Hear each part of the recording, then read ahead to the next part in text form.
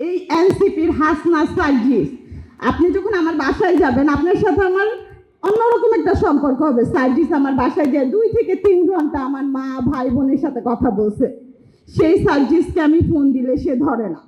Even আমার ছেলের যে ক্যান্সারটা, এটা 2টা কারণে হয়। একটা হচ্ছে বংশগত থাকলে, আর একটা হচ্ছে আপনি 50 আপের উপরে বয়স হলে। ওর বংশের কারও নাই, ইভেন ওর বয়সটাও মাত্র 14।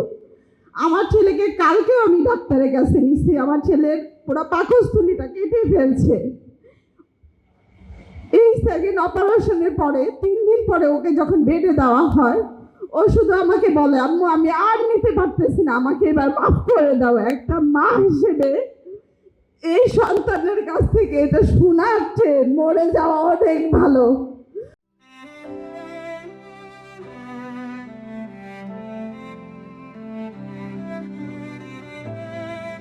ও এতগুলো কেন রেডিও নিছে, কোনোদিন আমাকে বলে না যে আম্মু আমি আর পারতেছি না।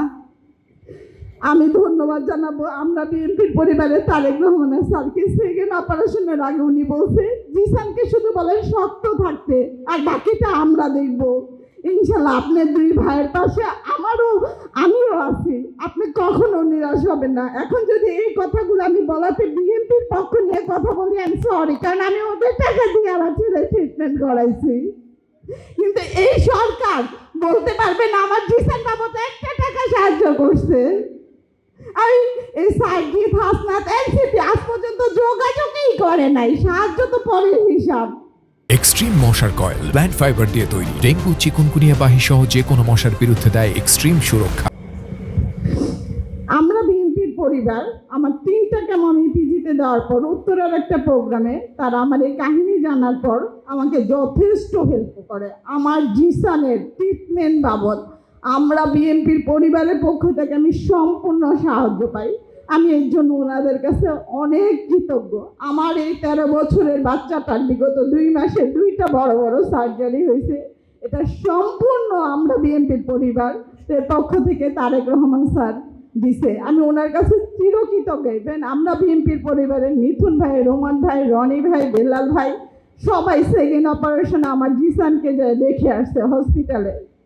আমি শুধু বলবো আমরা তো এই সরকারের কাছে তেমন কিছু চাই নাই। তারা যদি এই রাজনৈতিক দল যাদের ডাকে আমার ছেলেরা ডাকা শহীদ হয়েছে, যাদের রক্তের বিনিময়ে তারা দাঁড়ায় রয়েছে, তাদেরকেই এখন ভুলে যায়। ভবিষ্যতে তারা আর আমাদের কি মনে রাখবে? এই প্রধান উপদেষ্টা কি উচিত ছিল না 8.5 ফ্যামিলিকে ডাইকা কথা বলা, কার কি সুবিধা অসুবিধা আছে? আমরা কি তাদেরকে এতটুকু পাই না? ইভেন আমার আব্দুল্লাহর জন্মদিন ছিল গত বছর নভেম্বরের 1 তারিখে। প্রথম আলোতে একটা প্রতিবেদন যাওয়ার পরে স্বাস্থ্য উপদেষ্টা আমাকে ডাকে। আমি আমার ছোট ছেলের রেডিও দিয়ে ওনার অফিসে যাই, সচিবালয়ে আমি যাই, 4 থেকে 5 ঘন্টা বসে থাকি। উনি আমাকে বলে আপনি কি চান? আমি শুধু বলছি আমি কেমন রেডিও প্রোভাইড করবো, কিন্তু আমার ছেলের সার্জারিটা আপনি একটু বাইরে করে দেন। উনি আমাকে বলে জিসান এই ট্রিটমেন্টটা পায় না। আমার ছেলে যদি বিদেশে ট্রিটমেন্ট না পায় তাহলে উনি কিভাবে বিদেশে যায় ট্রিটমেন্ট করে? আমার প্রশ্ন এইটাই। তারপরে উনি গত মাসে আমাকে আবার ডাকছে। উনি বলছে আচ্ছা সিএমএতে আপনি ট্রিটমেন্ট নিচ্ছেন, ওইখানের খরচগুলো আপনি বিল জমা দেন, আমি দিয়ে দিব।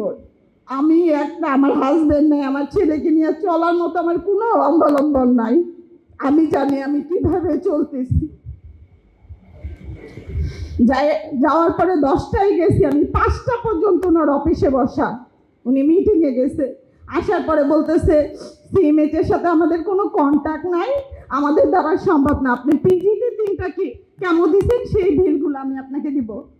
আমি বলছি ম্যাডাম আমার আর লাগবে না, ওই 3টা বিল আমার কোনোভাবেই লাগবে না। যদি আমার ছেলের কেমো রেডিও সার্জারি আমি নিজে করাইতে